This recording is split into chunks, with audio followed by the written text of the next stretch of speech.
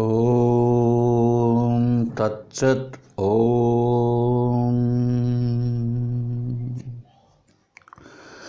ఓం నారాయణ సమారంభాం శంకరాచార్య మధ్యమాం అస్మదాచార్య పర్యంతం వందే గురు పరంపరాం. సదా ముక్తి సుధార్ణవం అనేటువంటి ఈ గ్రంథంలో 5వ తరంగం ప్రశ్నోత్తర తరంగాన్ని మనం చర్చించుకుంటూ ఉన్నాం. ఇంతవరకు 5 శ్లోకాలు చెప్పుకున్నాం. ఇప్పుడు 6, 7, 2 కలిపినటువంటిది 6వ శ్లోకంలో 7వ శ్లోకం. 6వ శ్లోకంలో ప్రశ్నగా ఉంటే 7వ శ్లోకంలో సమాధానంగా ఉంది. చూద్దామండి. ఇప్పుడు యజ్ఞైః దానైః వ్రతైః భక్త్యా కర్మభిః ప్రాప్యతేన కిం పునరావృత్తిరహితం పదం చేత్ ఇతి తన్నహి సర్పాధ్యాసమపాస్యాసౌ రజ్జుః ఇతి అభివేదనే యజ్ఞైః దానైః వ్రతైః మంత్రైః న ఉపయోగస్తథాత్మని. ఇప్పుడు శిష్యుడు ప్రశ్న వేస్తున్నాడండి. ఈ ప్రశ్న మనకు కూడా అందరిలో చాలామందికి పడుతూ ఉంటుంది. ఏంటిది? యజ్ఞైః దానైః వ్రతైః భక్త్యా కర్మభిః ప్రాప్యేతన కిం. ఏంటి? పునరావృత్తిరహితం పదం. అది పునరావృత్తి అంటే మళ్ళీ రావడం, అంటే మళ్ళీ జన్మెత్తడం అనేటువంటి ఆ పదం, అంటే ఆ మోక్షం, ఆ ముక్తి యజ్ఞాల వల్ల, దానముల వల్ల, వ్రతముల వల్ల, భక్తి వల్ల, కర్మభిః మంచి సత్కర్మల వల్ల ప్రాప్యతేన కిం లభించదా ఏమిటి? ఏంది లభించదు? పునరావృత్తిరహితం పదం అంటే ఈ జన్మరాహిత్యం లభించదా ఏమి? చూడండి, ప్రశ్న వేస్తున్నాడు. చేత్ ఇలా అంటే ఇంకా సమాధానం చెప్తున్నాడు. నహి కాదు. ఈ ప్రశ్న అందరికీ పడుతూ ఉంటుందండి. ఎందుకంటే శాస్త్రాల్లో కర్మ అదొక యోగము, భక్తి అదొక యోగము, ఇక యోగా అనే పేరుతో చలామణి అవుతున్నాయి. ఈ రోజుల్లో చాలా ఉన్నాయి. ఇవంతా కూడా మోక్షాన్ని ఇస్తాయి. ఒక ఆయన చెప్తాడు అనమాట, శ్వాస పైన ధ్యాస పెడితే కూడా నీకు జన్మ రాదు, మోక్షమే అంటాడు ఒక ఆయన. ముక్కు మూసుకొని కూర్చో నీకు మోక్షమే అంటాడు ఒక ఆయన. నువ్వు నిష్కామ కర్మ యోగము చెయ్యి మోక్షమే అంటాడు ఇంకొక ఆయన. లేదయ్యా బాగా భజన చేసుకో. అవతల చూడలేదా నువ్వు అన్నమాచార్య సినిమాలో? అన్నమాచార్యులు మంచి పాటలు పాడి పాడి పాడి పోలేదా? ఎక్కడికి? వైకుంఠానికి పోలేదా? ఇలా చెప్తూ ఉంటారనమాట. ఇవంతా మోక్షము అనేది అర్థం కాక చెప్పుకునే మాటలు అంతే. ఎందుకంటే మోక్షము లేదా జన్మరాహిత్యము అంటే బంధము నుంచి విడుదల, అంతేకాని ఆయా లోకాలకు పోవడం కాదు. ఎందుకని? మనకు శాస్త్రమే చెప్తోంది, భగవద్గీత లాంటివి, ఉపనిషత్తులు లాంటివి. ఏ లోకాలకు పోయినా మళ్ళీ తిరిగి రావలసినదే. నువ్వేం కావాలి ఇప్పుడు? నీకు పునరావృత్తి రహితం పదం కావాలి, నీకు మళ్ళీ తిరిగి వచ్చేది కావాలి. అయితే ఏమి చెప్తుంది మరి? ఆయా లోకాలు పోతే ఏమవుతుంది? ఆ బ్రహ్మలోకాన్ పునరావృత్తి అర్జున. ఓ అర్జునా, నువ్వు ఏ లోకానికి పోయినా కూడా బ్రహ్మలోకం మొదలుకొని ఏ లోకానికి పోయినా మళ్ళీ తిరిగి రావలసినదే అంటోంది. మరి బంధము నుంచి విడుదల కావాలి. మరి ఇవన్నీ ఏం చేస్తాయండి? వీటి వల్ల ఎందుకు చెప్తున్నారండి అనేటువంటి ప్రశ్న వేశాడు వాడి శిష్యుడు. చాలామంది చెప్పుకుంటూ ఉంటారు కదా, భక్తి సత్కర్మలు ఇవి ఆచరిస్తే పునర్జన్మం లేని మోక్షం వస్తుంది కదా. అంటే దానికి సమాధానం చెప్పాడండి. నహి లభించదు. ఎందుకో తెలుసా? సర్ప అధ్యాసమపాస్యాసౌ రజ్జు ఇది అభివేదనే. తాటి యందు సర్పభ్రాంతి కలిగింది.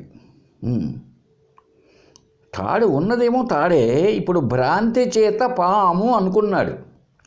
ఇప్పుడు ఆ పాము కరుస్తుందేమో, అవన్నీ చేస్తుందేమో, కనుక ఆ పామును చంపివేస్తాం, లేకపోతే గరుడ మంత్రం చెప్పేసి దాన్ని కట్టడి చేద్దాం, లేకపోతే నాగరాజు కాబట్టి ఆయన శివుడు మెడలో నాగరాజ అని మంచి భజన వేసుకుందాం, ఇలా అంటే కుదురుతుందా? ఎందుకు కుదరదండి?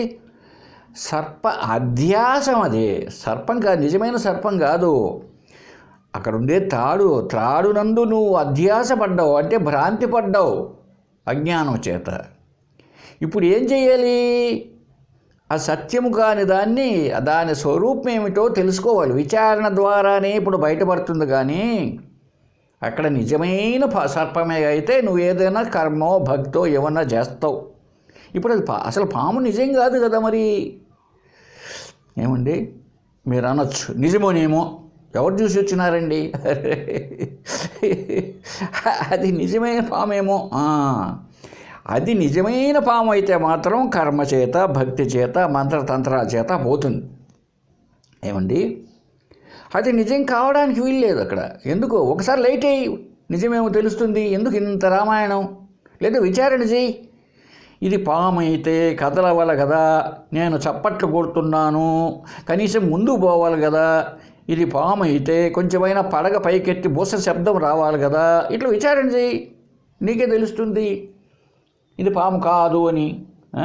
అదంతా ఏమి లేకుండా అది పాము ఏమో అంటే అది పాము నిజమైన పాము ఏమో. నిజమైన పాము అయితే తప్పలేదు, అక్కడే ఉంటుందా? నీకు లైట్ ఇస్తే కనపడలేదా? కనుక ఇప్పుడు ఏం చేయాలి? అది త్రాడే అనేటువంటి జ్ఞానముతో త్రాడును తెలుసుకుంటేనే, చూడండి ఎంత సమాధానం ఇచ్చాడు. అంతేగాని తాడని తెలుసుకుంటేనే పాము లేదు ఇక్కడ. అలాగే ఇప్పుడు ఏమైంది? ఉన్నది ఒకే ఒక పరబ్రహ్మ స్వరూపం సర్వత్రా. అదే అనేక రూపాలతో వివర్తవాదం అని చెప్పుకుంటమే మనం. అజ్ఞానము చేత, అధ్యాస చేత రూపనామాలు కల్పించబడేటప్పటికీ మనకు వేరుగా కనిపిస్తున్నది ఇప్పుడు. అంత మాత్రమే. ఇప్పుడు దాని యొక్క ఆ కనిపించేటువంటి ఈ శరీరాదులు, ఈ జగత్తు, ఈ దేవుడు, ఈశ్వరుడు, వీటన్నిటినీ విచారణ చేసినప్పుడు ఉన్నది ఒకే ఒక పరబ్రహ్మము అని తెలిసిపోయింది. నాకు ఈ శరీర మనోబుద్ధులు నేను కాదు అని తెలిసిపోయింది.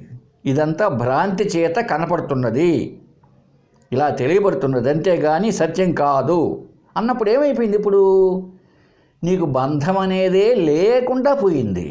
లైట్ వేస్తేనే పాము అనేదే లేకుండా పోయినట్లు అసలు నీకు ఇవే కదా బంధంగా ఉంది. కాబట్టి ఇప్పుడు చేయవలసిన పని ఏంది? దాన్ని ఏదో చేయడం కాదు, ఏదో చేస్తే దాని ఫలితం ఉంటుంది. ఆ ఫలితం కాదు కదా, అసలు లేదు అక్కడ. ఉన్నది అధిష్టానముగా ఉన్నది పరమాత్మే,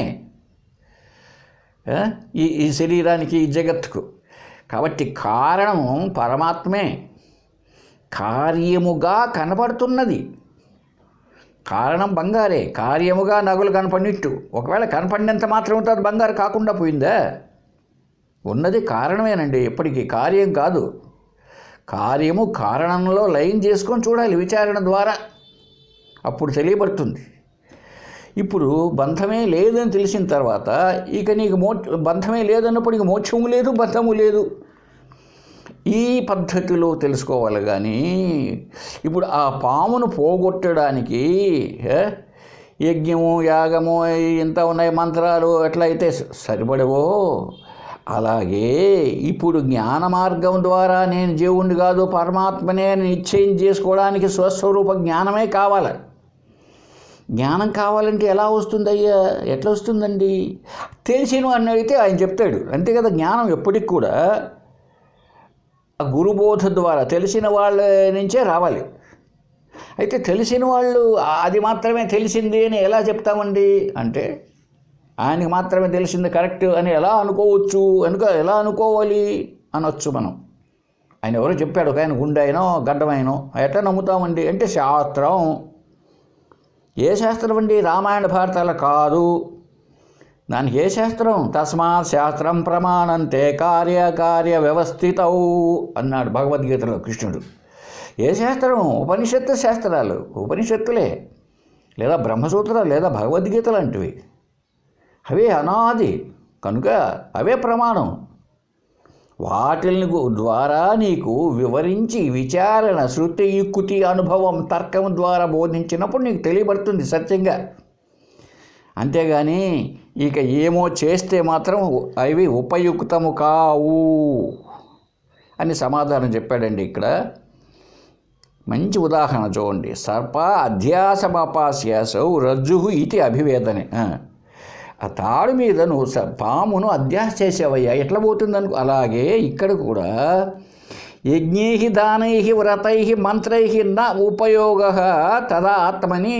ఈ ఆత్మ మీద ఏం ఉపయోగపడవు, ఉన్నది ఆత్మే. ఈ పరిస్థితిలో నువ్వు యజ్ఞయాగాదులు, పూజలు, ఆ మురికి నీళ్ళల్లో స్నానం, మునగడాలు, ఇవంతా కూడా అవి నీకు జన్మరాహిత్యాన్ని ఎలా కలుగు చేస్తాయి? కలుగు చేయడానికి లేదు. ఇక్కడ మనకు ఒక ప్రశ్న వస్తుంది. అయితే శాస్త్రం అబద్ధం చెప్తుందా అండి?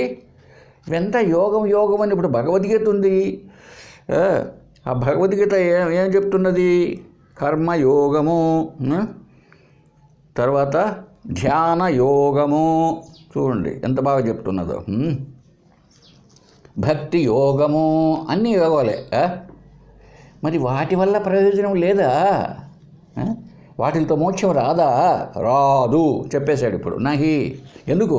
నువ్వు చేయవలసిన పని చేయడంలే, నువ్వు అర్థం చేసుకోవడం వల్ల. శాస్త్రం ఎందుకు చెప్పిందో ఆ మాటలు నీకు అర్థం కాలే. భక్తి వల్ల మోక్షమని, కర్మ వల్ల మోక్షమని ఎందుకు, ఏ విధంగా, ఎక్కడ చెప్పబడిందో అర్థం చేసుకుంటే అప్పుడు నీ జన్మరాహిత్యానికి ఏమిటో తెలుస్తుంది. కానీ అవి కర్మలు, భక్తి ఇవి ఉపయోగకరం కాదు. అదే చెప్పాడు కదా, మనం విన్నాం. ఏంటి వివేక చూడామణిలో అద్భుతంగా చెప్పాడు శంకరాచార్య వారు. చిత్తస్య శుద్ధయే కర్మ నతు వస్తు ఉపలబ్ధయే వస్తు సిద్ధి విచారేణ నా కించిత్ కర్మ కోటిభి. బాబు, చిత్తస్య శుద్ధయే కర్మ, నువ్వు చేసేటువంటి నిష్కామ కర్మ అంటున్నావే, ఇటువంటివన్నీ చేస్తే కర్మ 3 రకాలుగా ఉంటుంది. శారీరక కర్మ, వాచిక కర్మ, మానసిక కర్మ. జపధ్యానాదులు లాంటివి కూడా ఇవి మానసిక కర్మలే. కాబట్టి కర్మ అనేటప్పటికీ కేవలం శరీరంతో చేసిందే కదా. ఇవి అన్నిటి వల్ల ఏం ఏర్పడుతుంది అంటే చిత్తస్య శుద్ధయే, గత జన్మల నుంచి ఉన్న సంస్కారం అంతా మురికి పట్టిపోయింది. ఆ వాసనలు, జగత్ వాసనలు ఉన్నాయి శరీరం నిండాకు, మన మనసు నిండాకు, వాక్కు నిండాకు. అవే, ఏమి లేదు. మాట్లాడితే అదే భగవతత్వం మాట్లాడవు. నువ్వు ఏం మాట్లాడతావు? ప్రపంచంలోటి ఎంతసేపు మన తల్లో. ఇప్పుడు ఏమైంది? ఒక్కసారి ఈ కర్మ వల్ల చిత్తం శుద్ధి అవుతుంది. నటు వస్తు ఉపలబ్ధయే, ఆత్మ వస్తువు ఉపలబ్ధి కాదు, అంటే లభ్యము కాదు. నువ్వు చేసేటువంటి కర్మకాండ వల్ల చిత్తం శుద్ధి ఏర్పడుతుంది అంతే. ఏమండి? కాబట్టి అది దానివల్ల చిత్తశుద్ధి ఏర్పడుతుంది. అంతేగాని నటు వస్తు ఉపలబ్ధయే, వస్తువు అంటే వసతి, ఉండేదేదో, ఉనికి, కలిగేదేదో అంటే ఆత్మ, అది లభ్యం కాదు. మరి ఎట్లా లభ్యమవుతుంది? ఇంకా చెప్తున్నాడు. వస్తు సిద్ధి విచారేణ, అది నీకు వస్తుసిద్ధి, ఆత్మసిద్ధి, బ్రహ్మసిద్ధి, ఆ సిద్ధి ఏర్పడడానికి విచారేణ, అది విచారణ చెయ్యి. అంటే జ్ఞాన మార్గమే కానీ నా కించిత్ కర్మకోటిభి, కర్మకోటిభి, కోటి కర్మలు చేసుకోవయ్యా, దానివల్ల నా కించిత్ కొద్దిగా కూడా ప్రయోజనం లేదు. కొద్దిగా కూడా ప్రయోజనమే లేదు. కోట్ల కొలది, కోట్ల కొలది కర్మలు చేసినా దానివల్ల చిత్తశుద్ధి అంతే. మరి చిత్తశుద్ధి కలిగినంత మాత్రంతోనే జన్మరాహిత్యం ఎలా వస్తుంది? అంత మాత్రమే. పలక కడుక్కుంటానే అయిపోయిందండి అక్షయాలు వస్తాయా? పలకను బాగా కడిగాడు పిల్లవాడు, ఎట్లా వస్తాయి అక్షయాలు? చాలనా పలక కడిగితేనే? అందుకే చెప్పాడండి, ఏం చేయాలని చెప్తున్నాడు చూడండి. అదే ఇక్కడ మనం ఈ గ్రంథంలో చెప్పుకున్న మాటని వివేక చూడముంలో ఆదిశంకర్లు చెప్పాడు. సమ్యక్ విచారత సిద్ధ రజ్జుతత్వ అవధారణ భ్రాంతి ఉదిత మహాసర్ప భయ దుఃఖ వినాశిని. చూసారు, అదే ఎగ్జాంపుల్. త్రాటిని చూసి పాముని భ్రమించి అధ్యాసపడి భ్రాంతిలో పడిపోయి భయపడ్డాడండి. బాగా చెమట్లు పడ్డాయి. పాము అనేటప్పటికి ఎక్కడొచ్చి మీద పడి కరుస్తుందో, దుఃఖం కలిగింది. రక్షించే వాళ్ళు ఎవరు నాకు ఇప్పుడు ఈ పాము నుంచి? ఎవరు లేరే ఇక్కడ ఈ రాత్రిపూటలో అనేటువంటి దుఃఖం కలుగుతుంది. ఇప్పుడు ఎలా పోతుంది ఆ దుఃఖ నివారణ? పామును చంపితే పోదు, మంత్రం వేస్తే పోదు. శ్రీ ఆంజనేయం ప్రసన్నాంజనేయం ప్రభాదివికాయ పోదు. ఆంజనేయ సమస్య తీసుకొని పోడు. ఇక ఓం నమ శివాయ జపం చేసేవనుకో, ఎందుకు? ఆయన మెడలోది కాబట్టి పాముని పోదు. ఎందుకు? పాము ఉంటే కదా పోవడానికి. అది ఎట్లాంటి పాము? భ్రాంత్యోదిత మహాసర్పం. అది భ్రాంతి చేత పుట్టినటువంటి గొప్ప పాము అంట. త్రాడు మీద భ్రాంతి చేత గొప్ప పాము కలిపింది. ఇప్పుడు ఎప్పుడైతే రజ్జు తత్వ అవధారణ, అది ఆ రజ్జు అదే కదా అధిష్టానము, దాని యొక్క తత్వాన్ని నువ్వు తెలుసుకుంటే అప్పుడు భ్రాంతి చేత ఏర్పడిన ఈ మహాసర్పం వల్ల ఏర్పడిన భయము దుఃఖము ఇవన్నీ వినాశిని. అలాగే ఇప్పుడు మనమంతా 3 రకాల దుఃఖంలో ఉన్నాం. ఆధ్యాత్మిక, ఆది భౌతిక, ఆది దైవిక. ఎందుకు? ఇదో ఈ శరీర మనోబుద్ధులు అన్నట్టువి వచ్చినాయి కనుక. ఇవి లేకపోతే రావా అండి? ఎస్, రావు. ఎందుకు? మనకు తెలుస్తుంది గాఢ నిద్రావస్థలో ఏ దుఃఖము లేదు కదండి. ఎందుకు? అక్కడ నేనే శరీరాన్ని, నేను ప్రాణమును, నా మనస్సు, నా భార్య ఏమీ లేదు కనుక. అందుకే దుఃఖమే లేదు. హాయ్ అంటాడు. ఎంత పేదవాడైనా కేవలం టవల్ పరుచుకొని పడుకొని పెద్ద దోమతరులు ఏసీ బీసీలు లేకుండా హాయిగా నిద్రపోయినాను అంటాడు. ఆ నిద్రలో ఉంది హాయ్. ఎప్పుడు? ఈ శరీరమును బుద్ధులు లేకపోతే. చూసారా? మరి శాశ్వతంగా లేకపోతే చూడండి ఒకసారి. ఇప్పుడు 6 గంటలు 7 గంటలు శరీర మనోబుద్ధులు లేకుండా కేవలం ఉంటే, మనమే ఉంటే నిద్ర లేస్తూనే అబ్బా ఎంత హాయి అనే అనుభవంలో ఉంది కదా. మరి శాశ్వతంగానే లేవనుకోండి, అప్పుడు ఆనందమే. అంటే ఆనందాన్ని అనుభవించడం కాదు అక్కడ, మన స్వరూపమే ఆనందం. ఇంకా తిరిగి స్వరూపమే ఆనందం. ఇప్పుడు స్వరూపమే ఆనందం అయితే ఇక నీకు మనకు కావాల్సిందేంటి? అందువల్ల ఏం చేయాలంటే ఇప్పుడు విచారేడు కావాలి. ఆ విషయాన్ని చెప్పాడు ఇక్కడ. అదే మాట చెప్పాడండి. అర్థస్య నిశ్చయో దృష్టో విచారేణ హితోక్తితః న స్నానేన న దానేన ప్రాణాయామశతేన వా. మరి ఎట్లా తెలుస్తుందయ్యా అంటే, అర్థస్య నిశ్చయ దృష్ట విచారేణ హిత ఉక్తితః. అదండి హిత ఉక్తులు, మంచి మాటలు అంటే బాగా తెలిసిన జ్ఞానానికి సంబంధించిన వాక్యాలు, అవే మహావాక్య బోధ. తెలిసిన ఆయన దగ్గర ఆయన గురువు, జ్ఞాని ఆయనే. హిత ఉక్తితః, మంచి మాటలు, హితాన్ని కలిగించేటివి అవి. అటువంటి వాటితో అర్థస్య నిశ్చయ, ఆ చెప్పిన వాక్యాల యొక్క అర్థాన్ని నిశ్చయం చేసుకో. నువ్వు ఏం చెప్పాయి వాక్యాలు? ప్రజ్ఞానం బ్రహ్మ అన్నది నీవే బాబు, ప్రజ్ఞానమే బాబు బ్రహ్మ అన్నది. తత్వమసి, నీవేనయ్యా పరమాత్మవు, నీకు శరీరం లేదు. మనోబుద్ధి అహంకార చిత్త అనిరాహం ఇవన్నీ ఏం కాదు నువ్వు అని చెప్పేది. నువ్వు అర్థం చేసుకో. ఇప్పుడు ఆ గురువుగారు చెప్పిన హిత ఉక్తులు, మంచి మాటలంతా కూడా వాటి అర్థం చేసుకో. అంతేగాని నా స్నానేనా, కాశీపోయి గంగలో మునుగుతావా? మునుగు, మంచిదే, పుణ్యం కలుగుతుంది, మోక్షం రాదు. నా స్నానేనా నా దానేనా, అబ్బో రోజు అన్నదానాలు చేసావు విపరీతంగా, పిలిచి పెట్టావు అందరికీ, రాదు మోక్షం. నా దానేనా ప్రాణాయామ ప్రాణాయామాలు చేసావు అంటే ప్రాణాయామాలు తెలుసు కదా, గాలి పీల్చడం పూరకం అంటారు దాన్ని, అలాగే బంధించడం కుంభకం అంటారు, మళ్ళీ మెల్లగా వదలడం దాన్ని రేచకం అంటారు. ఇది చాలాసార్లు చెప్పుకున్నాం దీని గురించి. దీన్ని ప్రాణాయామం. శతేనవ ఇట్లాంటివన్నీ వందల కొలది చేసినా ఈ స్నానాలు దానాలు ప్రాణాయామాలు ఏం ప్రయోజనం లేదు బాబు నీకు. ఎన్ని చేసినా కూడా ఏం లేదు, వాటి ఫలితం వాటికి ఉంది. అయితే ఇక్కడ మనకు చెప్తే కదా, ఇవంతా కూడా పరంపరా సాధనలు, సాక్షాత్తు సాధనలు కాదు. సాక్షాత్తు సాధన ఏమిటి? ఆత్మావారే ద్రష్టవ్య శ్రోతవ్యో మంతవ్యో నిధిధ్యాసితవ్య అన్నాడు యాజ్ఞవల్కుడు భార్యతో. ఆత్మావారే ద్రష్టవ్య, ఆత్మనే తెలుసుకోవాలి. ఎలాగా? శ్రోతవ్యో వినాలి, మంతవ్య బాగా మననం చేయాలి, నిధిధ్యాస అంటే ధ్యానం చేయాలి, అప్పుడే తెలుస్తుంది నీకు. ఇవి చేయాల్సి, ఇది సాక్షాత్తు సాధన. దీనికి ఎట్లా ఉండాలి? సంసిద్ధమైన మనసు ఉండాలి, అంతే కదా. లేకపోతే ఇక్కడ కూర్చొని నువ్వు ఏ సినిమా హాలో లేకపోతే నీ వ్యాపారాన్ని గురించో లేకపోతే నువ్వు రాజకీయాన్ని గురించి ఏదో ఆలోచిస్తూ ఉన్నావు అనుకో, గురువుగారు చెప్పేది నీకు తలకి ఎట్లా ఎక్కుతుంది? కాబట్టి సంసిద్ధత కావాలి. దాన్నే సాధనా చతుష్టయ సంపద అన్నాడు. ఇంకా దాన్నే భక్తి, దాన్నే యోగ, అదే నిష్కామ కర్మ, అంత చిత్తశుద్ధికి తోడ్పడతాయి. అంతేగాని దానివల్ల మోక్షం అనకూడదు. ఇప్పుడు ఒక మంచి ఎగ్జాంపుల్ ఇస్తారు చూడండి.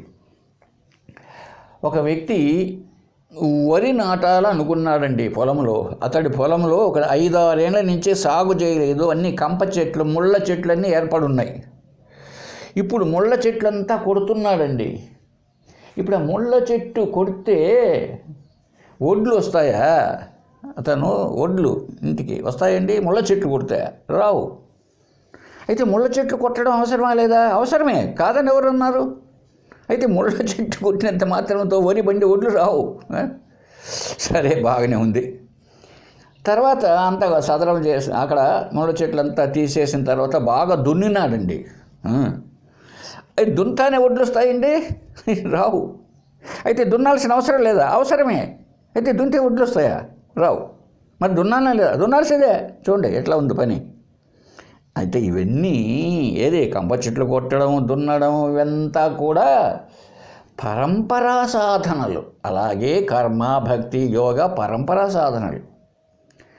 చివరికి అంతా అయిపోయిన తర్వాత అప్పుడు వరి నారు తెచ్చి నాటుతాడు చూడండి.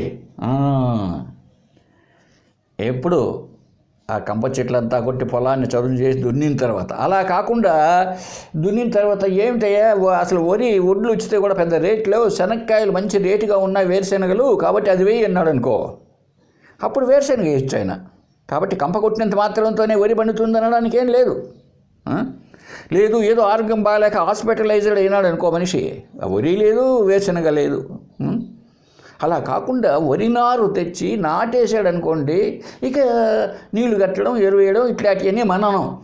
లాస్ట్కు వరి కోసుకొచ్చుకోవడం, వడ్లు వచ్చేసాయి. ఏమండి? కనుక అయితే అవి ఉపయోగం లేదా? ఉపయోగమే. ఏమి? కనుక అక్కడ మనం అర్థం చేసుకోవాలి. చాలామంది ఇక్కడే మేము నిష్కామకర్మ చేస్తున్నామండి మోక్షం అంటారు. లేదండి మేము మహాభక్తులు అండి. అరే మంచిదేనండి, దాంతో మోక్షం రాదండి. ఇప్పుడు ఒక ఆయన రామయ్య అనే ఆయన స్కూల్ దగ్గర పోయాడండి. స్కూల్ దగ్గర పోయాడు. టీచర్ని అడిగాడు, సార్ మా వాడు ఉన్నాడు గణేష్, వాడు 3rd క్లాసు, ఏమైనా వాడు కొంచెం తెలివైనడు సార్, బాగా చదివిస్తే ఏమిటి అన్నాడు. అబ్బా, టీచర్ చెప్పాడు, అబ్బా మంచి తెలివిగలవాడయ్యా మీ వాడు, నువ్వు బాగా చదివిస్తే మీ వాడు డాక్టర్ అవుతాడయ్యా అన్నాడండి. వాడు ఏం చదువుతున్నాడు ఇప్పుడు? 3వ తరగతి చదువుతున్నాడు. నువ్వు బాగా చదివిస్తే డాక్టర్ అవుతాడయ్యా అన్నాడు. ఈ మాట వినేటప్పటికి ఇతనికి చాలా ఉత్సాహమైంది. రోజు పాపం పొలానికి వెళ్ళి వచ్చిన తర్వాత రాత్రిపూట ల్యాంప్ పెట్టి ఆ రోజుల్లో బాగా చదివించాడండి. కష్టపడి 10 గంటల వరకు బాగా అన్ని పుస్తకాలు, అన్ని సైన్స్, సోషల్ ఇట్లాంటివన్నీ ఉన్నాయి కదా, వాళ్ళకు ఉండేటి అన్నీ అన్నీ బాగా చదివించాడు. 3 నెలలైంది, 4 నెలలైంది, 6 నెలలైంది, 7వ నెల మళ్ళీ పోయాడు. సార్ ఏమయ్యా రామయ్య వచ్చినావు? నేను ఇన్ని నెలల నుంచి బాగా చదివించానండి, మా వాడు అట్లే ఉన్నాడు, డాక్టరే కాలేదు సార్ అన్నాడు. మీరేమన్నారు? బాగా చదివిస్తే డాక్టర్ అవుతాడు. నేను బాగా చదివించా, వాడు డాక్టర్ కాలేదే. వాడు 3వ తరగతిలోనే ఉన్నాడు, డాక్టర్ ఎప్పుడు అవుతాడు? ఇప్పుడు మరి టీచర్ చెప్పింది తప్ప, వాడు అర్థం చేసుకోవడం తప్ప. చూడండి, టీచర్ ఏం చెప్పాడు? నువ్వు బాగా చదివిస్తే డాక్టర్ అంటే ఏమిటి అర్థం? 3వ తరగతి బాగా చదివిస్తే అని కాదు. వాడు ఎంతవరకు అయితే డాక్టర్కు అర్హత ఉందో అంతవరకు చదివిస్తే డాక్టర్ అవుతాడు. చూసారండి, అంతవరకు చదివిస్తే డాక్టర్ అవుతాడు. అంతేగాని 3వ తరగతి చదివించడం కాదు. అలా అర్థం చేసుకోకూడదు. ఇప్పుడు వచ్చిన ఇబ్బంది అంతా ఎందుకు? అద్వైతం దెబ్బతింటున్నది, జ్ఞాన మార్గం దెబ్బతిని వీటన్నిటికీ గొప్ప పేరు వస్తుంది. భలే సులభ మార్గాలు కదా అవి మనసుతో చేసి సాధించేటివి కాదు, శరీరంతో కాబట్టి చాలా తేలిక. శారీరక శ్రమ భలే తేలికండి. మనం ఏమనుకుంటా ఉంటే శారీరకం ఉంటే చాలా కష్టము, మానసికం ఉంది చాలా సులభం కదా, ఏం పని ఉంది అంటాం. కాదు, మానసికమైందే చాలా కష్టం. చూసారా? కాబట్టి ఈ జ్ఞాన మార్గం అన్నది మానసికమైనటువంటిది. రాళ్ళు మోసేవాడు పోలవరం ప్రాజెక్టు కడుతున్నారు. పోలవరం సోమవారం, పోలవరం.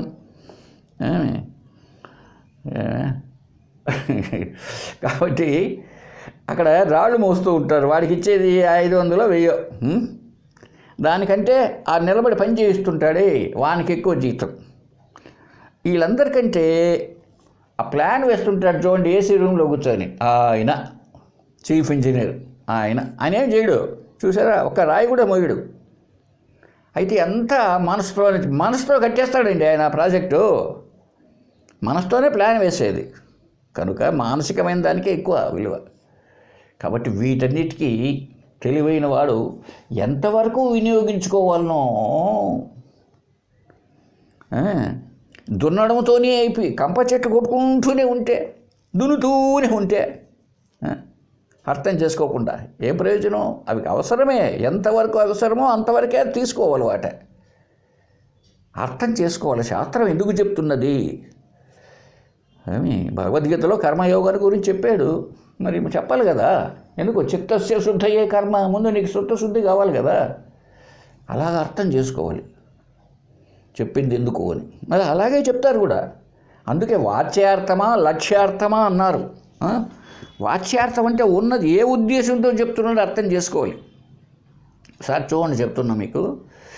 సంకకు బ్యాగ్ వేసుకొని బయలుదేరానండి ఇంటి దగ్గర నుంచి. మాకు 4 గంటలకు అవతల మా మిత్రుడు ఉన్నాడు, ఒక ఆయన టీచర్ సుబ్బరాయుడు. అడిగాడు, ఏం స్వామి ఎక్కడో ప్రయాణంగా ఉందని. నేను ఎక్కడికి పోతున్నానంటే, నేను హైదరాబాద్కి పోతున్నానండి. అందువల్ల ఏం చెప్పాను? హైదరాబాద్ పోతున్నానండి అన్న. నిజానికి నేను ఇప్పుడు హైదరాబాద్ కాదు పోయేది. ఇక్కడ మా ఇంటి దగ్గరికి ఆటోలు ఏమి రావు కనుక, రోడ్లు లేకపోతే ఆటోలు వస్తాయి కనుక నేను ఆటో కోసం పోతున్నానండి. అయినా ఏమన్నాను? నేను హైదరాబాద్ పోతున్నాను అన్న. అప్పుడు ఆయన ఒరే సారు నడిచిపోతున్నాడు హైదరాబాద్కు అని అనుకుంటాడండి. నేనేం చెప్తున్నా? నేను నడిచిపోతూనే చెప్తున్నా హైదరాబాద్ పోతున్నానండి నడుస్తూ. అరే నడిచి హైదరాబాద్కు ఎట్లా పోతాడు ఈయన? అర్థం చేసుకోవాలి. సరే, నేను ఎక్కడికి వెళ్ళాను? రోడ్లోకి వెళ్ళా. అక్కడికి వెళ్ళిన తర్వాత ఆటో వచ్చింది, ఆపాను, ఎక్కాను ఆటో. సరే, ఈ లోపల ఒక మిత్రుడు కనపడ్డాడు. ఏం సార్ ప్రయాణంగా ఉంది, ఆటో ఎక్కినారే అన్నాడు. అవునయ్యా, హైదరాబాద్ పోతున్నానన్నా. ఆటోలోనా? కాదు, ఆటోలో ఎక్కి నేను పోయేది ఎక్కడికి? స్టేషన్కి, రైల్వే స్టేషన్కి. అయినా నేను ఆ మాట చెప్పడంలే. హైదరాబాద్ ప్రయాణంగా ఉందన్న. బాగానే ఉంది. ఇప్పుడు నేను ఎక్కడ చేరినాను? ఆటోలో రైల్వే స్టేషన్ చేరినా. ఆ రైల్లో రిజర్వేషన్ కంపార్ట్మెంట్లో ఎక్కి కూర్చున్నా. ఆ లోపల వేరే ఇంకొక మిత్రుడు కనపడ్డా. ఏం సార్ ప్రయాణం అంటే హైదరాబాద్ కన్నా. ఇప్పుడు ఈ 3 ప్రయాణాల్లో నడక, ఆటో, రైలు ఏదండి సరైన ప్రయాణం చెప్పండి? రైలే. ఎందుకు అక్కడ నువ్వు పడుకున్నా నువ్వు ఊరికినే పడుకున్నా నువ్వు వెళ్తావు హైదరాబాద్కి. ఈ నడిచి కాదు, ఆటో కాదు. మరి ఎందుకు చెప్పాల్సి వచ్చింది అది అంటే, అవును నా ప్రయాణం ఎక్కడికి, హైదరాబాద్ కనుక అన్నా. అందువల్ల వాచ్యార్థమా లక్ష్యార్థమా అన్నది బాగా అర్థం చేసుకోవాలి శాస్త్రాన్ని చెప్పేటప్పుడు. ఇలా లేకపోతే యమా డేంజర్. ఊరికే నేను సాధకుడిని చెప్పుకుంటూ చాలామంది చెప్పే గురువులు అట్లే ఉంటారు, వినే శిష్యులు అట్లే ఉంటారు. చివరికి వాళ్ళ జన్మ వృధా అండి, పాపము అనిపిస్తూ ఉంటుంది. సరే, ఈ విషయంగా ఎక్కడ ఏ గ్రంథమో తెలియదు కానీ ఒక మంచి శ్లోకం చెప్తా చూడండి. మీనః స్నానపరః ఫణి పవనబుక్ మేషోస్తి పర్ణాశనః నీరాసి ఖలు చాతకః ప్రతిదినం శైలే బిలే మూషికః భస్మోద్దూళిత విగ్రహస్తు శునకః ధ్యానాదిరూఢో బకః ఏతేషాం ఫలమస్తి కిం పరః నహి జ్ఞానం పరం కారణం. అద్భుతమైనటువంటి శ్లోకం అండి ఇది. ఏ గ్రంథంలో నాకు తెలియదు కానీ ఎందుకో రాసి పెట్టుకొని ఉన్నాను ఒకప్పుడు. కొంతమంది ఏమంటారు, కాశీవి గంగలో మునిగితే పుణ్యం అంటారు, మంచిదండి, నేరుగా పోతారు, డైరెక్ట్ కైలాసం అంటారు. నదుల కంటే సముద్ర స్నానం ఇంకా గొప్పదంటారు, డైరెక్ట్గా పోతావు వైకుంఠానికి అంట. అది మోక్షమే. దానికి ఏం చెప్తున్నాడు, మీనః స్నానపరః. అయ్యా బాబు, ఈ చేపలు ఉన్నాయి, ఎప్పుడూ స్నానం చేస్తూనే ఉంటాయి. సముద్రంలో అయితేనేమి, నదుల్లో అయితేనేమి, అవన్నీ పోతాయా? నువ్వు ఇంకా ఒక 15 నిమిషాలు స్నానం చేసి బయటకు వస్తానని నీకు మోక్షం అయ్యేట్టుగా ఉంటే ఆ చేపలు, కప్పలు, దున్నపోతులు, ఏనుములు, ఆ గంగా నదిలోని ఆ పక్కన ఊళ్ళు ఉండేవాళ్ళు ఏనుములన్నీ ఎక్కడ మునుగుతూ ఉంటాయా దాంట్లో. కాబట్టి ఇవన్నీ పోవాలి. చూసారా, అర్థం చేసుకోండి బాగా. పరిగెత్తి పరిగెత్తి పరిగెత్తి ఎవడో చెప్పాడంట, అనవసరమైనటువంటి శ్రమ, అనవసరమైనటువంటి శ్రమ. ఆ స్వామి చెప్పేవారు కృష్ణానమఠ ఆయన, ధనం బలం కాలం వృధా చేసుకోవద్దు బాబు అని. అనవసరంగా ధనము వేస్ట్, బలం నీ శక్తి ఈ యాత్రలు చేసేసి ఇది పోతుంది, కాలము వేస్ట్ అంతే. ఏం చెప్పండి, స్నానం నిజంగానే నదిలో స్నానం చేసేటంటే వాటిలోనే ఉంటాయి ఇప్పుడు ఆ కప్పలు, చేపలు, ఇది దున్నపోతులు. ఆ పక్క ఊళ్ళంతా దున్నపోతులను కడుక్కుంటూ ఉంటారు గంగా నదిలోనే, బట్టలు చూస్తూ ఉంటారు. బాగానే ఉంది. మీనః స్నానపరః. ఆ తర్వాత ఇంకా కొంతమంది ఏం చెప్తారు, మా గురువు గారు కేవలం గాలి పీల్చుకొనే ఉంటారు, అన్నమే తినరు, నీళ్ళే తాగరు అని చెప్పే శిష్యుడు కూడా ఉంటారు. ఓహో, అట్లయితే మనం కూడా అన్నం తినకపోతే, మా స్నేహితుడు ఉండేవాడు, నేను ఒక పిడికిడు సంగటి తిని నేను సాధన చేశానండి అనేవాడు. అంత పిడికిడు సంగటి తిని అంటే ఇప్పుడు సంగటి, అన్నము, లేకపోతే వెజిటబుల్ బిర్యానీ, లేకపోతే ఇంకేదో బాయిల్డ్ రైసో, ఆయిల్ రైసో, ఇవి తింటేను తినకపోతేనా మోక్షం? జ్ఞానం కలిగితే మోక్షం. కానీ అటు చెప్పేవాళ్ళు ఉండరు. దానికి చెప్పాడండి ఇక్కడ, ఫణి పవనబుక్. పాము ఎప్పుడు గాలిని ఆహారంగా తీసుకుంటుందంట. మరి అది ఎంత గొప్ప మోక్షాన్ని పోవాలి చెప్పండి. తర్వాత ఇంకా ఒక ఆయన అంటాడు, అబ్బో మా గురువు గారండి అన్నమే తినరండి, ఆకులు, అలుములు, కాయలు తినేనండి. బా మనకు అనిపిస్తుంటారు, ఓరిన ఈయన మహా పెద్ద గురువు, ఆయన పెద్ద జ్ఞాని, ఈయన గ్యారంటీ ఆ మాదిరి ఉంటే. కాబట్టి మనం కూడా రోజు 2 ఆకులు, అలుముల చెట్లకు ఉండే పెరుక్కొని తింటా ఉందాం మేకల మాదిరి అని చెప్పాడు. అందువల్ల ఏం చెప్పాడు ఇక్కడ, మేషోస్తి పర్ణాశన. నీకు అదే మోక్షాన్ని ఇస్తే ఆకులు, కాయలు, పచ్చి కాయలంట. మా గురువుగారు పచ్చి తింటాడండి. అబ్బా, అది మోక్షమా? నీ తిండితో, నువ్వు తినే తిండికి వచ్చేది మోక్షం. నువ్వు తినే తిండి నీకు సత్వగుణాన్ని కలిగించాలి కానీ ఇదంతా తమోగుణ లక్షణం కాదు. ఆ పచ్చికాయలు, పచ్చి కూరగాయలు తిన్నాడు, అదంతా తమోగుణ లక్షణం. నువ్వు తీసుకుంటే ఆహారము తమోగుణాన్ని, రజోగుణాన్ని కలిగించకుండా సత్వం ఉండేది భోంచేయాలా. నువ్వు మనిషివి కాదా, ఆకులు తింటావా? అందుకే ఏం చెప్పాడు ఇక్కడ, మేషోస్తే పర్ణాశన. మేకలు ఉన్నాయే, మేషం అంటే మేక, ఇవంతా ఎప్పటికీ ఆకులే తింటూ ఉంటాయ్యా.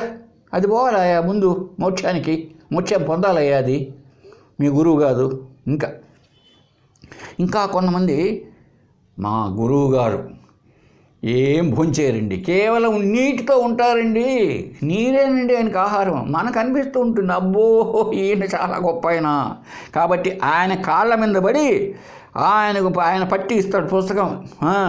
ఏమండి మీరు మంచి ఇది కదా, ఉద్యోగస్తులు కదండి, ఈయన మా ఆశీర్వాదానికి లక్ష్యం ఇచ్చి ఏమో ఉంది ఆయన దగ్గర అని దానికి చెప్తున్నాడు. కేవలం నీదేనా బాబు తాగేది, మీ గురువు గారు ఆయన పెద్ద జ్ఞాని అనుకుంటున్నావా, అదే మోక్షం అనుకుంటున్నావా?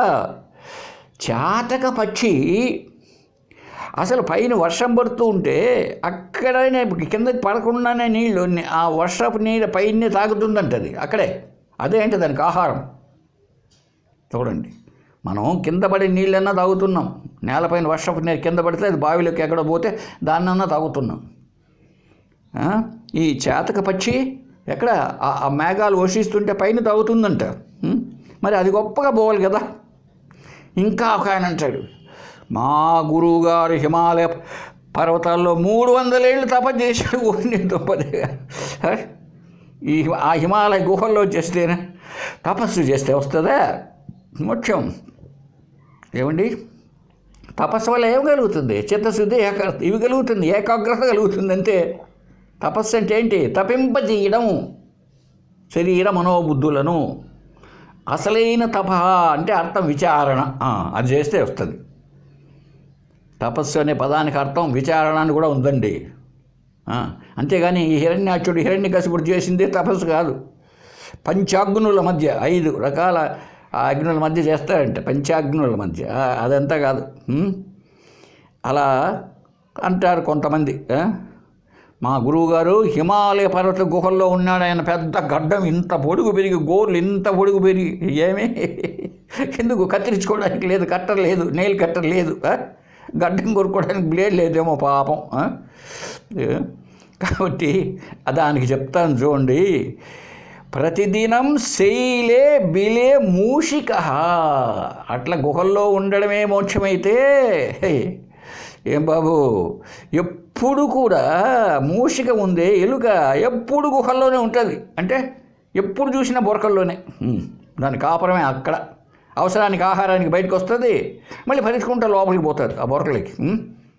ఇంట్లో పెట్టిండు చూడలేదా మనం? కాబట్టి అది పోవాలా మోక్షం. మీ గురువు గారు కాదు, ముందు అది పోవాలి ఎలక. ఇంకా కాదండి, అబ్బా మా గురువు గారండి 3 గీతలు నిలువుకు పెడతాడండి. భుజాలకు, ఎదురుము పైన, ముఖానికి, కళ్ళు కూడా కనపడకుండా, వీపుకు, కాళ్లకు అంతా, లేదా అడ్డనామాలు ఇట్లా పెడతాడండి, విభూది పెడతాడండి, ఎంత ఒళ్ళంతా. నీ దుంపదేగా మంచి గురువుని పట్టినావయ్యా నువ్వు, బరువును పట్టావు.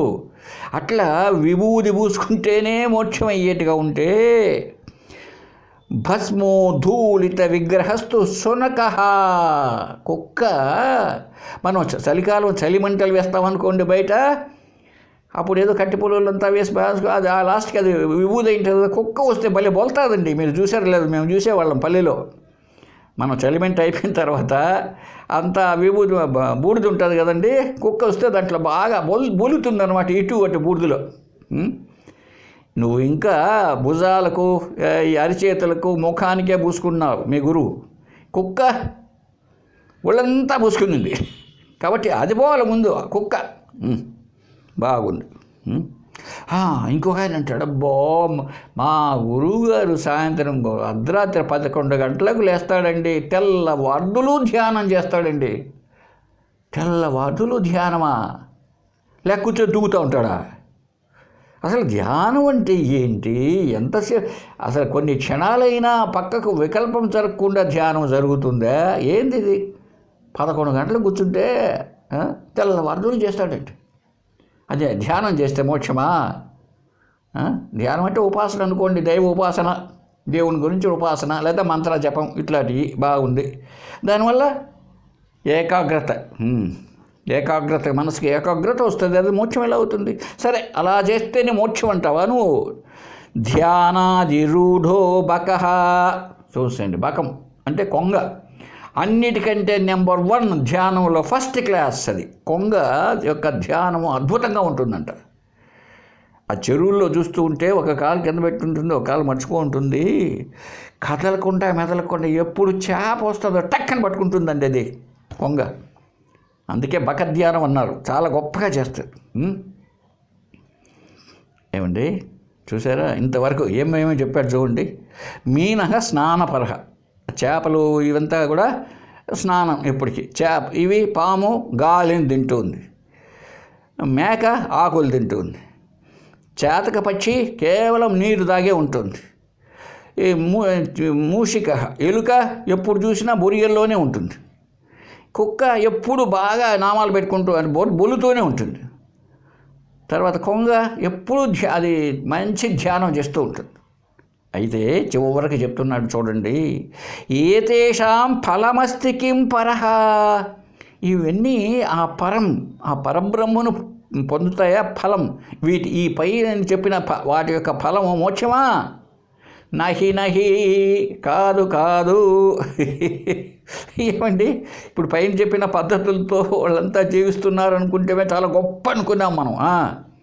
చాలా గొప్ప వాళ్ళబ్బా, అబ్బో ఈయన యాత్రలకు పోయిచాడండి, కేదార్నాథ్ పోయినాడండి, బద్రీనాథ్ పోయినాడండి, ఆహా గంగలో మునిగాడండి, ఎంత గొప్పవాడండి ఆయన. అరే గంగలో ఉండేది H2O, మన ఇంట్లో కొళాయిలో వచ్చేది కూడా H2O. ఇది నీరే అది నీరే. కాబట్టి ఫలం ఏమన్నా ఉందా అంటే నహి. మరి ఏదే నీకు ఆ పరం పొందాలంటే జ్ఞానం పరం కారణం. అది ఆ పరమును పొందాలంటే ఆ పరమ పదం ఏంటమే దాన్ని, అది పొందాలంటే ఏది కారణం? జ్ఞానం. అది అంటే విచారణ, ఆత్మజ్ఞానం, అది కారణం.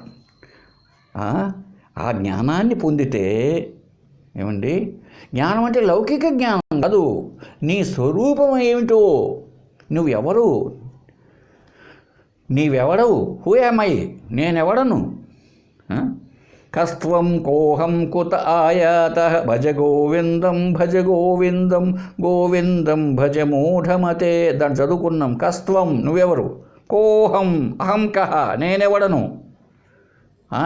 కాబట్టి అలాగే ఈశ్వర ఈ దేవుడెవరు, జగత్తేమిటి, ఇలాగా బాగా అర్థం చేసుకోవాలి. అది కాబట్టి నువ్వు అలా చేసినప్పుడు మాత్రమే, జ్ఞానాన్ని పొందినప్పుడు మాత్రమే ఆ పరమపదం ఏంటి, పరబ్రహ్మం యొక్క ఫలితము లభ్యము అవుతూ ఉంటుంది. అంతేగాని బాబు అదే మరి ఇది ఏంటి జ్ఞానం అంటే చూడండి, ఇక్కడ చెప్తున్నాడు, దేహాత్మజ్ఞానవత్ జ్ఞానం దేహాత్మజ్ఞానబాధకం. దేహాత్మజ్ఞానవత్ జ్ఞానం దేహాత్మజ్ఞానబాధకం. ఇప్పుడు మనకు ఎలా ఉంది, దేహమే నేననేటువంటి జ్ఞానం ఉంది. ఆ దేహమే నేననే జ్ఞానాన్ని బాధించాలి. అది దేహమే నేననే జ్ఞానం ఉంది మనందరికీ. ఇప్పుడు నేను శరీరాన్నే, దీన్ని బాధించే జ్ఞానం ఏదో అది జ్ఞానం.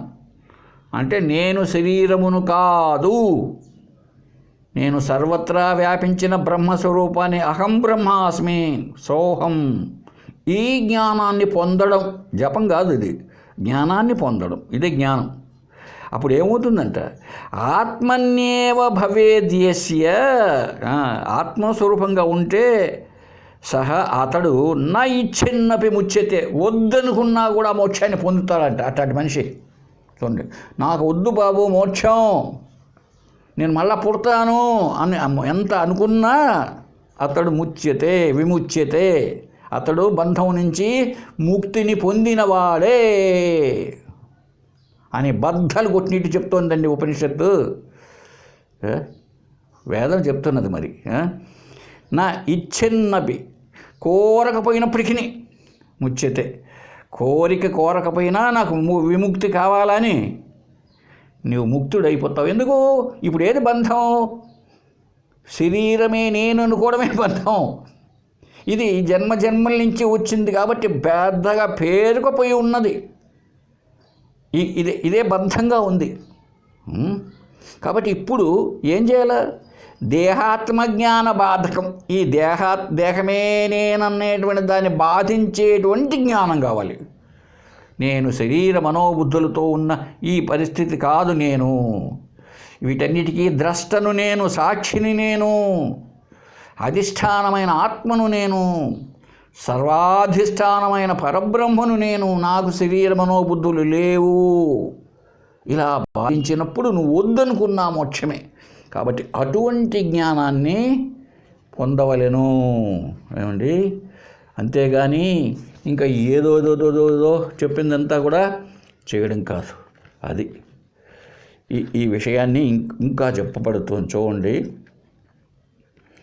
నా యోగేన న సాంఖ్యేన కర్మణా న విద్యయా బ్రహ్మ ఆత్మైకత్వబోధేన మోక్ష సిద్ధ్యతి న అన్యథా. బాగా శుభ్రంగా ఉంది శ్లోకం. నా యోగేన, యోగం అంటారే ఏవి ఆ పతంజలి మహానుభావుడు రాశాడు. ఒక ఆయన పతంజలి యోగ దర్శనం అని, పాతంజలి యోగ దర్శనం, పాతంజలి యోగ సూత్రాలని 4 అధ్యాయాలతో. మంచిదే. అయితే ఆ యోగా ఎందుకో తెలియదు చాలామంది. యోగంతో మోక్షం అంట. ఏంటది? ఏమండి? యమ నియమ ఆసన ప్రాణాయామ ప్రత్యాహార ధారణ ధ్యాన సమాధి, ఇవి అష్టాంగములు 8 భాగాలుగా ఉంది ఆ యోగం. అసలు ఈ యోగం ఎందుకండి అంటే యోగ చిత్తవృత్తి నిరోధ అన్నాడు పతంజలి. ఈ యోగము వల్ల అంటే ఏంటి? ఈ ధ్యానము సమాధి వీటన్నిటి వల్ల నీ చిత్తవృత్తులు అంటే చిత్తములో ఉండేటువంటి అంటే లేదా మనసులో ఉండేటువంటి ప్రాపంచిక భావనలు అవి దాన్ని నిరోధిస్తుంది ఈ యోగం. అప్పుడు రాను ఎప్పుడైతే పలక కడిగినట్టు శుద్ధం ఏర్పడుతుందో అప్పుడు గురువుగారి ద్వారా నీవేనైనా పరబ్రహ్మవు అని నీకు అర్థమయ్యేటట్టుగా బోధ జరిగితే అప్పుడు ఈ వృత్తులు పోయి చిత్తంలో ఉన్న ఈ పనికిమాలిన భావనలు పోయి నేను బ్రహ్మమును అన్నటువంటి వృత్తులు, బ్రహ్మాకార వృత్తి ఏర్పడుతుంది. అలా కాకుండా ఈ యోగాతోనే మోక్షం ఎట్టొస్తుంది? అదే మోక్షం. నువ్వు ముక్కు మూసుకొని కూర్చుంటేను ధ్యానం చేస్తేను ఎట్లొస్తుంది? అది కాబట్టి రాదు. నా యోగేనా రాదు, నా సాంఖ్యేనా. సాంఖ్య దర్శనం అని కపిలుడు రాశాడు. ఏ కపిలుడు? ఆ దేవహూతి కుమారుడు కాదు. ఆ భాగవతంలో వస్తాడే కపిల దేవహూతి సంవాదం అని. మంచి అది అసలైన జ్ఞానం అది. అలాగే భగవద్గీతలో సాంఖ్యం అంటే జ్ఞానం అని, సాంఖ్యయోగం అంటే జ్ఞానయోగం.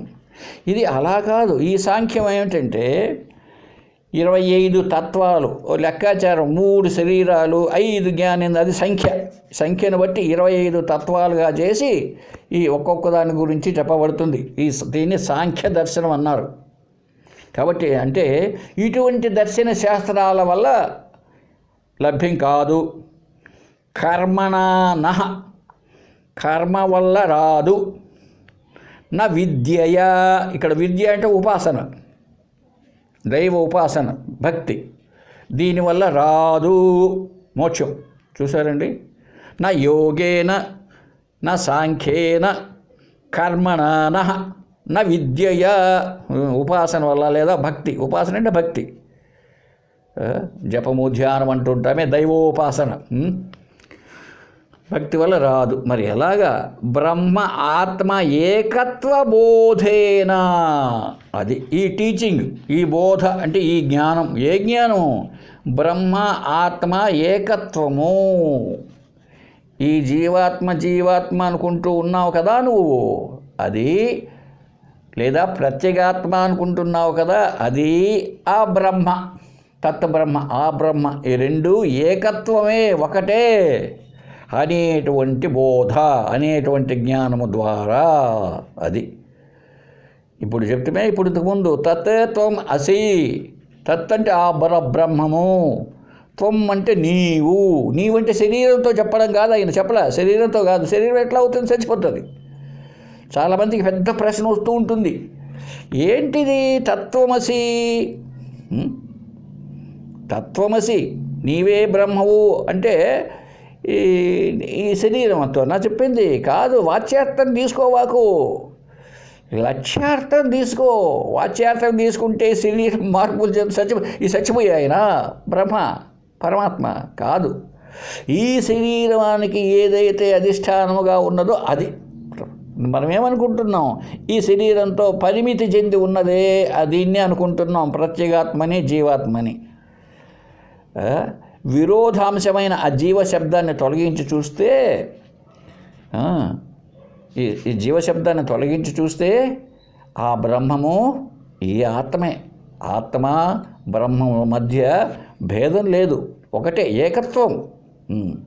కనుక నీవే బ్రహ్మం, నీవే బ్రహ్మం. కాబట్టి అప్పుడు ఎప్పుడైతే ఆ బోధ జరుగుతుందో నీకు మహావాక్యార్థ బోధ. మన ఈ బోధ పదం వస్తే నాకు ఇది వస్తుంది. ఎందుకంటే మన రాజు అద్వైత సత్సంగంలో ఇంతవరకు మనకు 5-6 చెప్పాం కదా, అన్ని బోధలేనండి. ఆత్మ సత్యత్వ బోధ, వేదాంత బోధ, వేదాంత బాల బోధ, మలయాళ స్వామి బోధ. చూసారా, అన్నిటికీ మంచి పేర్లు వచ్చాయి. ఈ దేనికి ఒకటే ఏమి దీనికి ఒకటే పేరు, అంతా బోధ బోధ బోధ. బోధ అంటే జ్ఞానం అని, టీచింగ్ అని.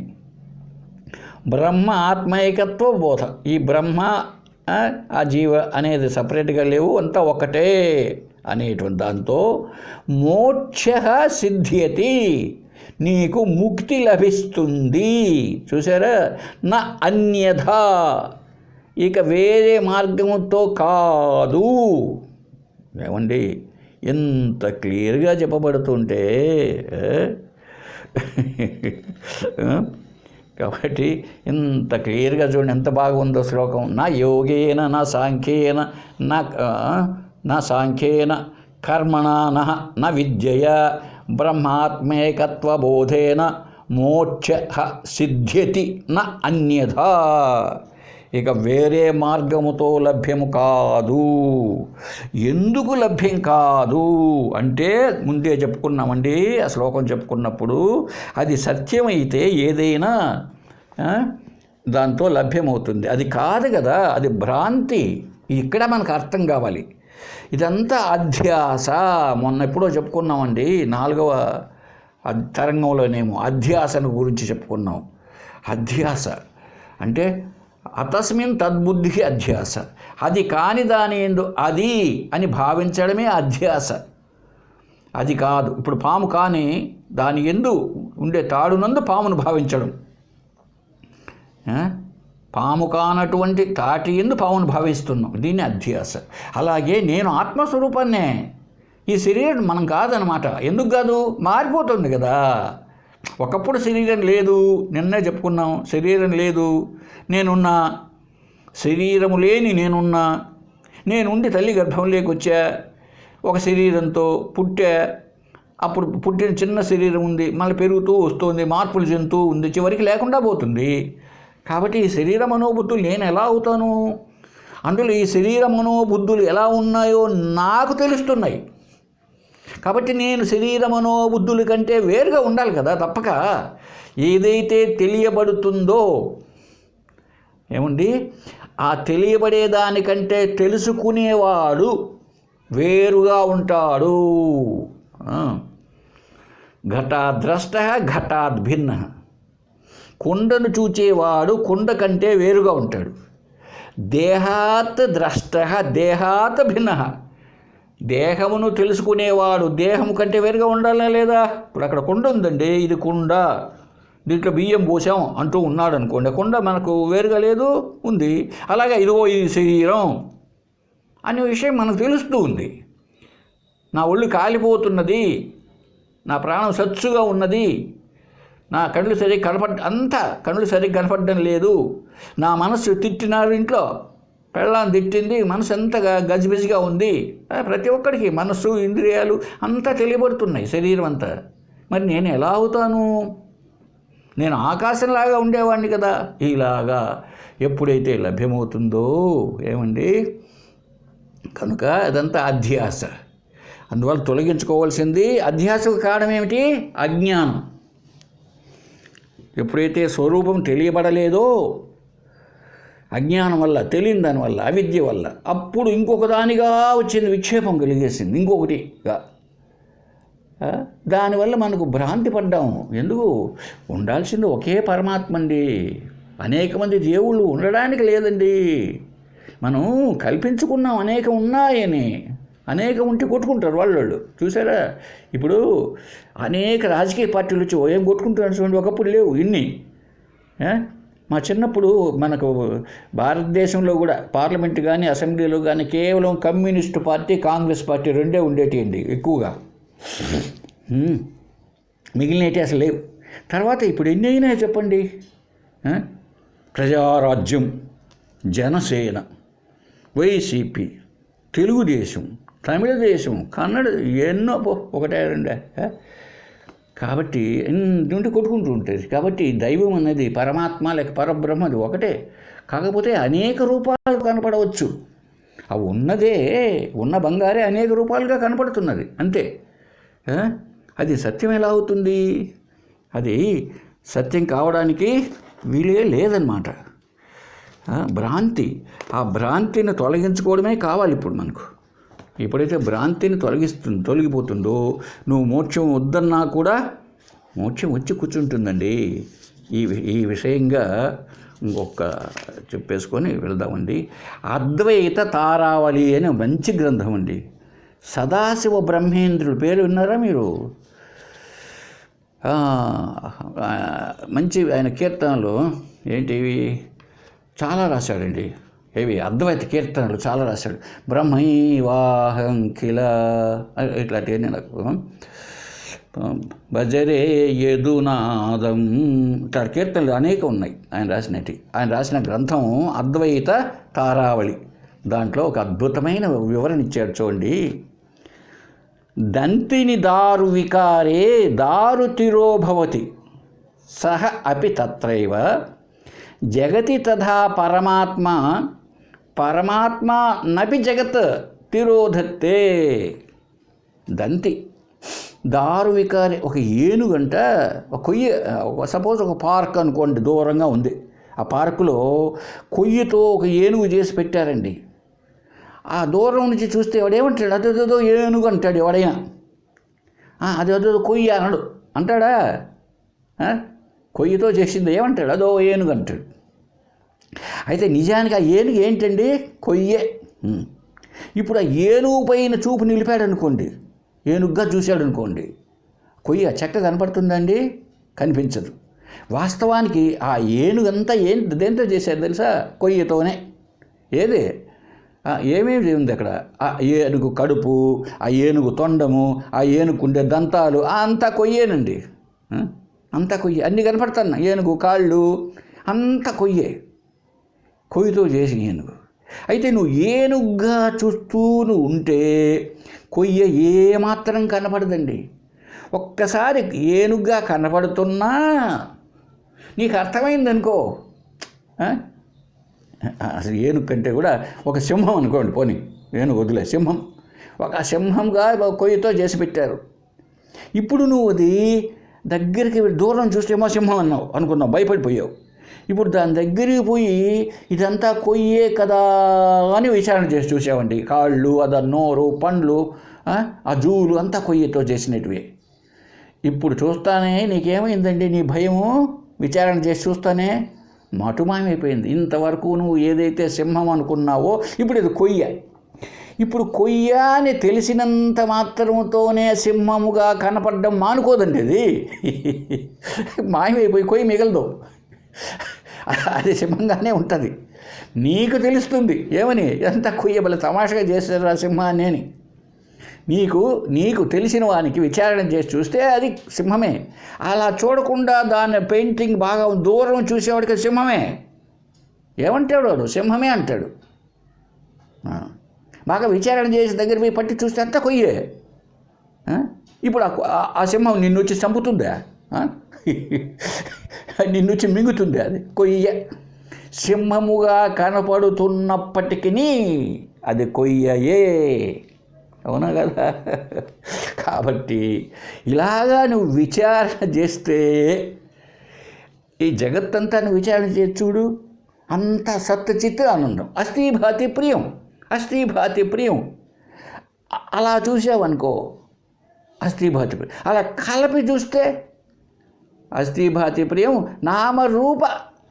నామరూపాలు కూర్చున్నాయి. ఒక నామరూపాలు ఎప్పుడైతే కూర్చున్నాయో కొయ్య కాస్త పోయి సింహం అయిపోయింది ఇప్పుడు. చూసారా? అలాగే జగత్ పరమాత్మ అస్థిభాతి ప్రియం నామరూపాలతో చూసేటప్పటికీ ఇదంతా ఒక జగత్తు, చెట్టు, శరీరము, మన శరీరము, చెక్క, కుక్క, నక్క, ఇలాగ అన్నీ వేరువేరుగా కనపడుతున్నాయి. కనపడినంత మాత్రంతో ఒక్కొక్క దాన్ని బాగా పరిశీలించి చూడు. ఎందెందు వెతకి చూచిన, ఎక్కడెక్కడైతే వెతుకు ఆ పరమాత్మ లక్షణాలు ఉన్నాయో లేదో. కాబట్టి ఎందెందు నువ్వు వెతకి చూచినా పరమాత్మ లక్షణాలు ఉన్నప్పుడు ఏమండి అది పరమాత్మే కానీ వేరుగా లేదు. నువ్వు ఒకవేళ కనిపించిందనుకో, ఎంత నీకు ప్రపంచంగా కళ్ళకు కనిపిస్తున్నా నీకు తెలిసేది పరమాత్మ అని. అది మాయమైపోవాల్సిన పనిలే. మనం ఎన్నోసార్లు చెప్పుకున్నాం. ఆ ఏట్లే పోతే మట్ట మధ్యాహ్నప్పుడు ఆ ఏటు పక్కన పల్లెలన్నీ ఉన్నాయి. ఆ ఏట్లో నీళ్లు లేవు. మట్ట మధ్యాహ్నప్పుడు కానీ చూస్తే నీళ్లు కనిపిస్తూ ఉంటాయి. ఎవరికి? ఎంఎస్సి పిహెచ్డి చేసిన వానికి కూడా కనపడతానే ఉంటాయి నీళ్ళులాగా. ప్రతి ఒక్కరికి కనపడుతూనే ఉంటాయి. అయితే అతనికి తెలుసు ఏమిటి నీళ్లు కాదు అంతే. అలాగే మన శరీరం కనిపిస్తూనే ఉంటుందండి. నేను ఆత్మను తెలుసుకున్న తర్వాత కూడా ఈ శరీరం కనిపిస్తూనే ఉంటుంది, దాని పనులు చేస్తూనే ఉంటుంది. ఇప్పుడు నా పులి, ఆ సింహం కాదని తెలిసినంత మాత్రంతో కొయ్య అని తెలిసి